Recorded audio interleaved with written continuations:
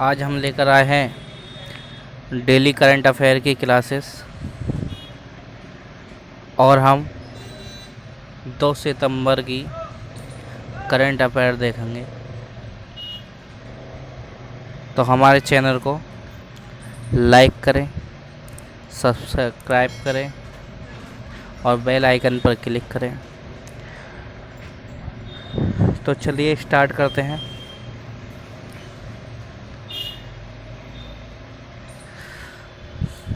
रूस के वोस्तोक सैन्य अभ्यास में भारतीय सेना ने लिया भाग। यह अभ्यास 7 सितंबर तक चलेगा। ये बहुपक्षीय रणनीतिक और कमांड सैन्य अभ्यास वोस्तोक 1 है। इसमें भारत की गोरखा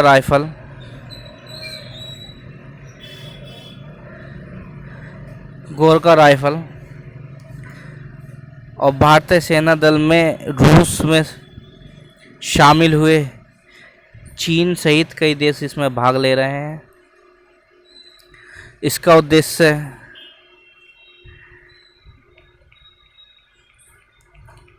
सैन्य दलों के बीच समन्वय स्थापित करना है।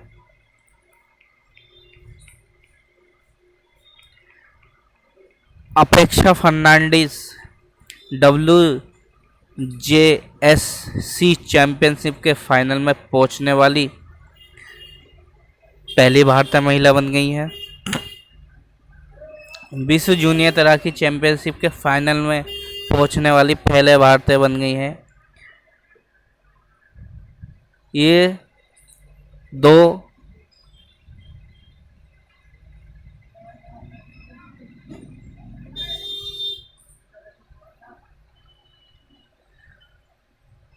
18.18 का सर्वश्रेष्ठ भारतीय समय लिया और 200 वर्ग मीटर में इन्होंने 8वां स्थान प्राप्त किया।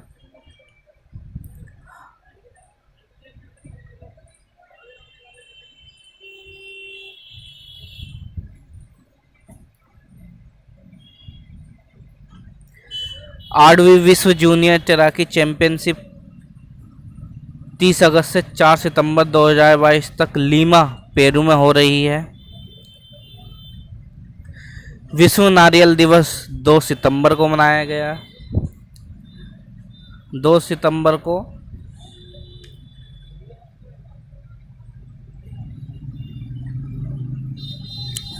(2009) को एशिया और प्रशांत नारियल समुदाय APCC द्वारा मनाया गया।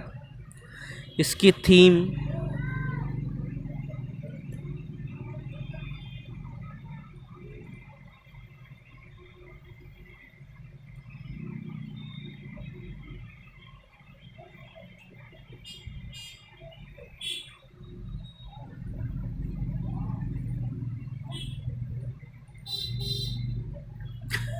Cultivate coconut for a happy life and future है।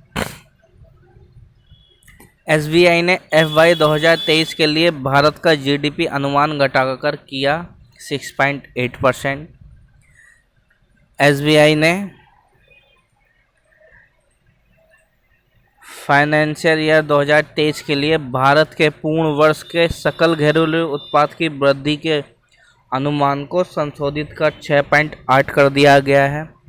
इससे पहले वृद्धि राष्ट्रीय संख्या कार्यालय यानी NSO द्वारा 2022-23 की अप्रैल-जून तिमाही के आंकड़े, जहां अर्थव्यवस्था ने 13.5% की वृद्धि दिखाई, जारी करने के बाद SBI की GDP वृद्धि का अनुमान कम हुआ है।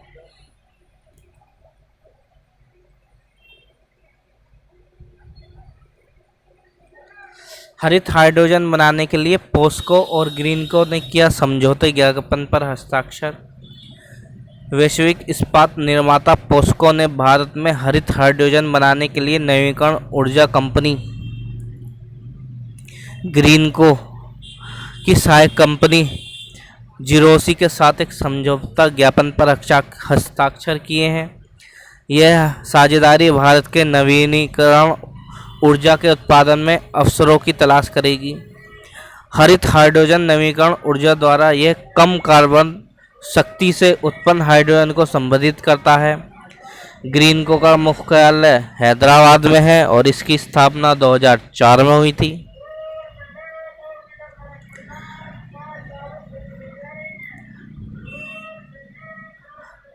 डॉक्टर मुंजपारा महेंद्र कालूभाई ने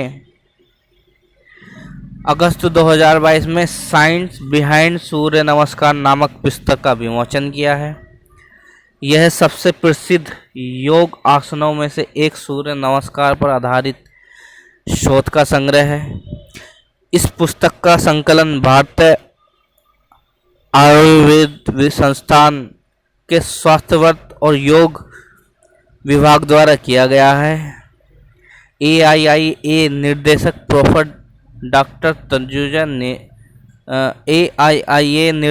प्रोफेसर डॉक्टर तनुजा निसारी हैं।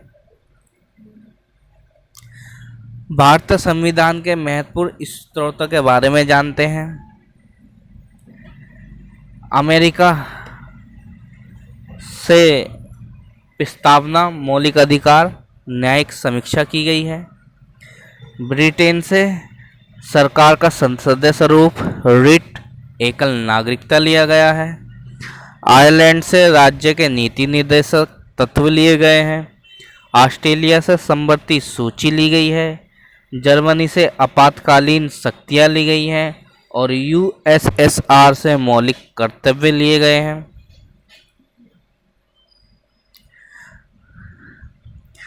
अगस्त का GST राजस्व संग्रह 28% के साल दर साल आधार पर बढ़कर हुआ 1.44 लाख करोड़ रुपए। इसके साथ ही मासिक GST राजस्व लगातार 6 महीनों के 1.4 लाख करोड़ रुपए से अधिक है। जुलाई में GST संग्रह 1.49 लाख करोड़ था। इतिहासकार V शेख अली का निधन हो गया है। ये मैंगलोर और गोवा विश्वविद्यालय के पूर्व कुलपति प्रोफेसर V शेख अली थे। 1986 में इंडियन हिस्ट्री कांग्रेस के 47वें सत्र में ये महासचिव और 1985 में साउथ इंडिया हिस्ट्री कांग्रेस के संस्थापक अध्यक्ष थे। वह राज्योत्सव पुरस्कार के प्राप्तकर्ता है। इन्होंने अंग्रेजी में कुल 23 पुस्तकें लिखी हैं। SBI कार्ड ने लॉन्च किया कैशबैक SBI कार्ड। यह ऑनलाइन खर्चों पर 5% कैशबैक अर्जित करने में सक्षम बनाएगा।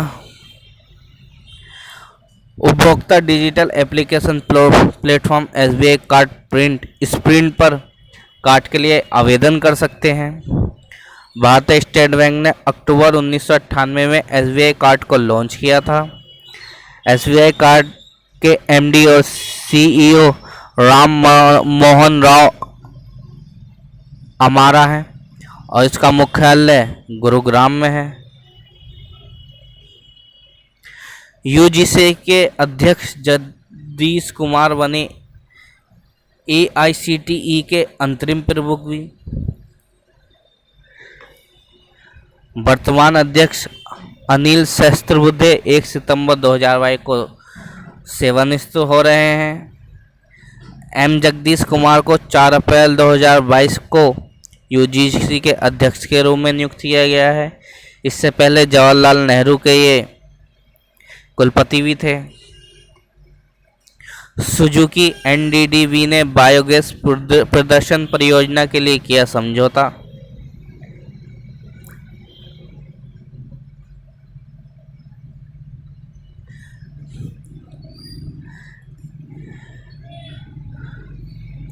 सुजुकी मोटर कॉरपोरेशन और राष्ट्रीय डेयरी विकास बोर्ड ने एक समझौते पर हस्ताक्षर किए हैं। यह भारत में कार्बन तटस्थता में तेजी लाने के लिए बायोगैस प्रदूषण परियोजना शुरू करेगा। एक संयुक्त उद्यम स्थापित करने के लिए सुजुकी और एनडीवी बायोगैस के भविष्य के व्यवसायीकरण के लिए इसकी क्षमता और मॉडल का मूल्यांकन करेगा।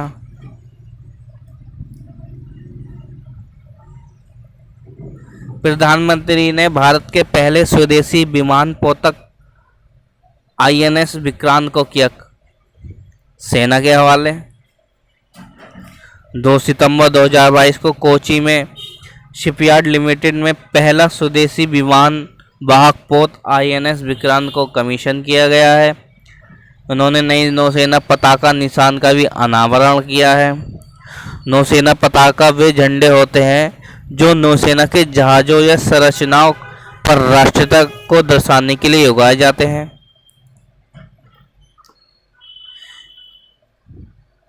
इंडस बैंक एडीबी ने की आपूर्ति श्रृंखला के वित्त पोषण के समर्थन करने के लिए साझेदारी।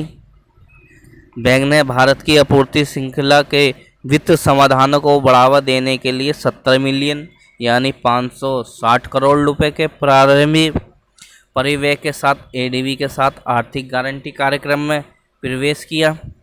इंडस बैंक के एमडी और सीईओ सुमंत कथपालिया है और इसका मुख्यालय मुंबई में है। 4 दिवसीय भारत यात्रा पर आएंगी बांग्लादेश की प्रधानमंत्री शेख हसीना। बांग्लादेश की प्रधानमंत्री शेख हसीना 5 सितंबर 2022 से भारत की 4 दिवसीय यात्रा पर आएंगी। ये प्रधानमंत्री नरेंद्र मोदी के साथ द्विपक्षीय परामर्श करेंगी।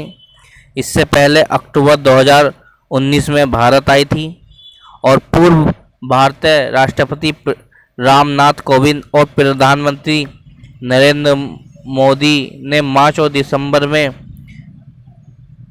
बांग्लादेश का दौरा किया था। Smart solution challenge and inclusive cities award 2022 प्रदान किए गए हैं। आवास और शहरी मामलों के मंत्री हरदीप सिंह पुरी ने 1 सितंबर 2022 को smart solution challenge and inclusive cities award 2022 प्रदान किए। यह पुरस्कार national institute of urban affair और यूएन की एक पहल है जो शहरी स्तर पर विकलांग व्यक्तियों और महिलाओं, लड़कियों और बुजुर्गों के लिए की गई है। कल्याण चौबे बने एआईएफएफ के अध्यक्ष। अखिल भारतीय फुटबॉल महासंघ एआईएफ के 85 साल के इतिहास में बाईचुंग भूटिया को चुनाव में हराकर एक पूर्व खिलाड़ी कल्याण चौबे इसके पहले अध्यक्ष बन गए हैं। चौबे मोहन बगान और पूर्वी बंगाल के पूर्व गोलकीपर हैं। कर्नाटक फुटबॉल एसोसिएशन के अध्यक्ष एनए हारिस ने राजस्थान एफए के मानवेंद्र सिंह को हराकर उपाध्यक्ष पद का चुनाव जीता। तो चलिए हमारी आज की क्लास यहीं समाप्त होती है।